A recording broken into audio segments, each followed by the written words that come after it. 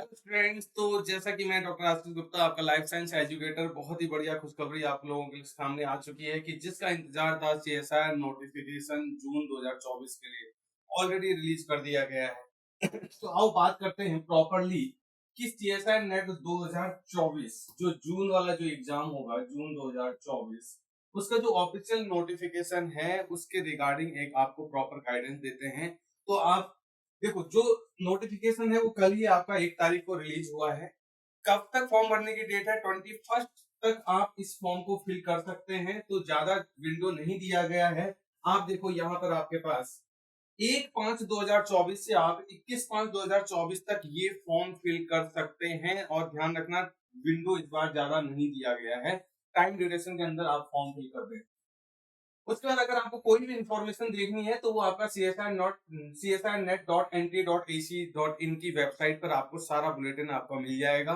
तो वहां पर से आप उसके ऊपर जो भी आपका ऑफिशियल कंटेंट है उसको आप अच्छे से देख सकते हैं। तो finally last date for the successful transaction, आप फीस सबमिट करने की लास्ट डेट आपकी 22 और 23 मई रखी गई है। अगर मैं बात करूं जनरल कैटेगरी के लिए फीस, तो आप देखो ये 1150 है। ऐसी अगर मैं जनरल ईडब्ल्यूएस और ओबीसी की बात करूं तो 600 है। और आपका ये एससी एसटी इधर आप देख रहे हो तो ये फीस आपकी कितनी रखी गई है? 325 रखी गई है। तो फीस के बारे में एक इंफॉर्मेशन हो गई है। अब एक इंफॉर्मेशन अगर हम बात करें तो अभी आप देखो जो एग्जाम होने वाला है वो जून में होने वाला है, इतना तो कंफर्म था।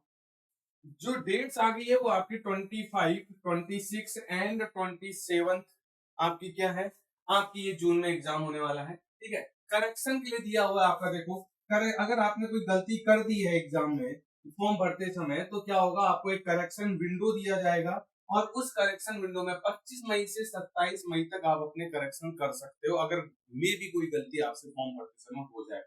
एग्जाम आपको पता ही है, एग्जाम हमारे पास 25, 26, 27 जून को होने वाला है। और सबसे खास बात यह है कि जिस पर सबसे ज्यादा क्वेश्चन मार्क लग रहा था कि एग्जाम ऑफलाइन होगा या ऑनलाइन होगा, तो यहाँ पर क्लैरिटी कर दी गई है कि इस बार एग्जाम ऑनलाइन ही होना है। कोई यूजीसी की तरह ऑफलाइन मोड पर एग्जाम नहीं है। एग्जाम का ड्यूरेशन वही है आपका 3 आवर्स का। और क्वेश्चंस भी वैसे ही आएंगे, उसी पैटर्न पर आएंगे। तो यहाँ पर कोई ज्यादातर चेंजेस नहीं देखने को मिला है, ये आप ध्यान रखना।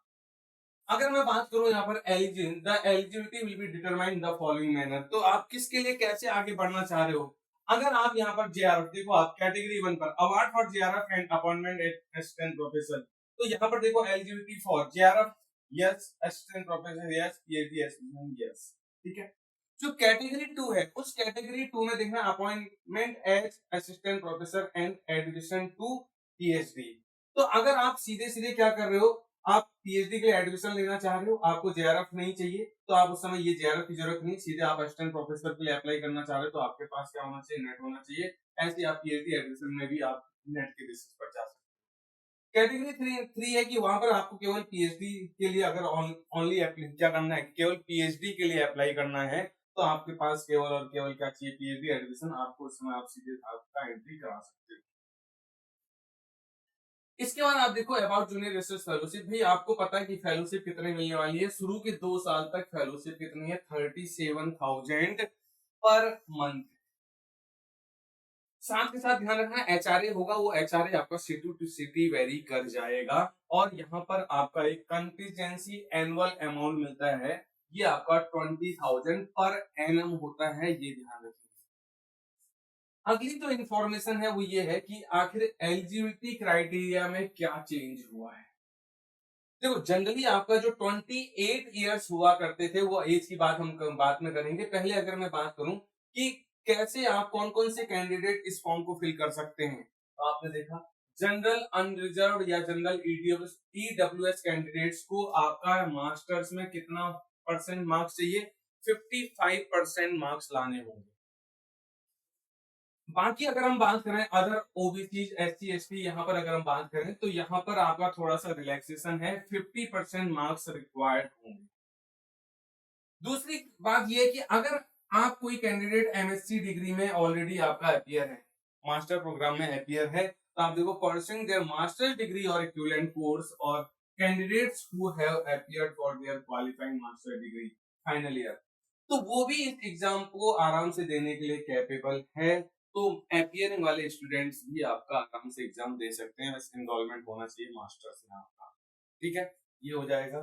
इसके बाद द कैंडिडेट्स हैव पास, अब देखो यहाँ पर एक और चीज ध्यान में रखना है कि जिनका प्रोग्राम 4 ईयर वाला है, ग्रेजुएट प्रोग्राम 4 ईयर वाला है या 8 सेमेस्टर वाला है, कैंडिडेट्स हैविंग पास अ 4 ईयर 8 सेमेस्टर बैचलर डिग्री, ध्यान रखना ये बैचलर डिग्री है, वो भी आपका क्या कर सकते हैं, वो भी आपका एग्जाम को दे सकते हैं, एलिजिबल है। लेकिन एक कंडीशन है कि यहाँ पर उनके पास मिनिमम 75% मार्क्स का एग्रीगेशन होना चाहिए, 75% मार्क्स। ठीक है, और यहाँ पर रिलैक्सेशन दिया हुआ है 5% मार्क्स किसके लिए, तो SC ST OBC कैंडिडेट्स के लिए। दूसरा, वो candidate, the candidates qualifying in the net based on 4 year undergraduate degree will be eligible for the award of the junior research fellowship and for admission to the PhD। बिल्कुल, जो 4 year programme वाले हैं अगर वो qualify करते हैं तो वो भी आपका सीधे PhD के लिए एलिजिबल हो जाएंगे। अगला, अगर मैं यहाँ पर बात करूं, एक और बात है यहाँ पर कि अगर कोई BSc कैंडिडेट है जिनका प्रोग्राम 4 ईयर का है, तो वो 4 ईयर प्रोग्राम वाला कैंडिडेट अगर अपने लास्ट सेमेस्टर पर है तो उस अपीयरिंग पर एग्जाम दे सकता है। ठीक है, एज लिमिट की बात करते हैं, ये सबसे एक इंपॉर्टेंट फैक्टर आ गया है कि जो अपर एज लिमिट दी गई है इस बार ये 30 ईयर कर दी गई है, जनरली 28 हुआ करती थी। जी are not more than 30 year age on the, कब से काउंट होगा, ये first day of month in which the examination is conducted, यानी कि आपकी जो डेट काउंट होगी कि आप कितने साल के हैं, एलिजिबल हैं भी या नहीं है, वो 1 जून से आपको कैलकुलेट करनी है कि अगर आप 30 साल से नीचे हैं जनरल कैटेगरी में तो आप आराम से दे सकते हैं। यहाँ पर देखो 5 ईयर का रिलैक्सेशन मिलता है, 5 year relaxation to OBC SC ST PWD third gender and to women applicants, ये ध्यान रखना यहाँ पर इनको क्या है 5 ईयर का रिलैक्सेशन एज में दिया गया है। होपफुली ये बातें आपके दिमाग में सेट हो रही होंगी। एग्जाम फॉर्म भरते समय थोड़ा सा ध्यान में रखना, मोड ऑफ एग्जामिनेशन मैंने पहले ही बोल रखा है कि क्या है, आपका CBT है, कोई ऑफलाइन नहीं है, आपको वैसे ही जैसे पिछले सेशन तक आप जाते थे सिस्टम मिलता था, प्रॉपर आपका पेपर सिस्टम पर आएगा, तो वही आपको करना है। ठीक है, क्लियर हो गया, चलो।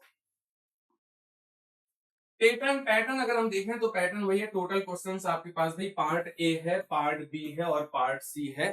तो टोटल अगर हमारे पास पार्ट ए में 20 क्वेश्चन है, पार्ट बी में 50 क्वेश्चन है, पार्ट सी में 75, टोटल नंबर ऑफ क्वेश्चन तो 145 है। पार्ट ए में आपको करने अटेम्प्ट करने 15, पार्ट बी में अटेम्प्ट करने 35, पार्ट सी में अटेम्प्ट करने 25, टोटल क्वेश्चंस अटेम्प्ट करने 75, और फाइनली पार्ट ए और पार्ट बी दो मार्क्स का है, पार्ट सी 4 मार्क्स है, टोटल नंबर ऑफ मार्क्स 200 हो जाएंगे। और आप ध्यान रखना नेगेटिव मार्किंग की है, पार्ट ए में गलत करोगे तो 0.5, पार्ट बी में गलत करोगे तो 0.5 कटेगा, पार्ट सी में गलत कर दोगे तो सीधे एक नंबर कट जाएगा। ये आपको ध्यान में रखना है क्योंकि आप देख रहे हो 25% नेगेटिव मार्किंग रखी गई है। ठीक है जी, ये ध्यान रखेंगे। सिलेबस लाइफ साइंसेस का अगर मैं बात करूं तो सिलेबस वही 13 यूनिट का सिलेबस है, जहां पर हमको 1 से लेकर 13 यूनिट तक डिटेल में पढ़ना होता है। इनका डिटेल सिलेबस CSIR NTA की आपका किस पर CSIR.HRDG की वेबसाइट पर अवेलेबल है, आप आराम से वहां पर देख सकते हैं। तो इतनी इंफॉर्मेशन है, आप टाइम से फॉर्म भर दें, बिल्कुल लास्ट मिनट का वेट नहीं करें कि हम लास्ट डे में भरेंगे, नहीं, आपके पास आ गया फॉर्म ऑन टाइम, आप उसको टाइम से भर दें।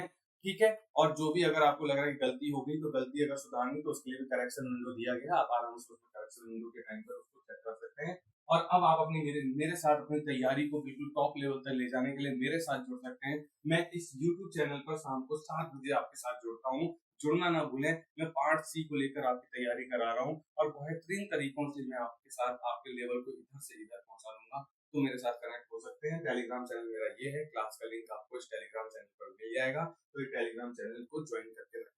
सुपर टीम के साथ जुड़ने के लिए आप एक कूपन कोड लगा सकते हैं, आशीष जी। ठीक है जी, तो थैंक यू ऑल।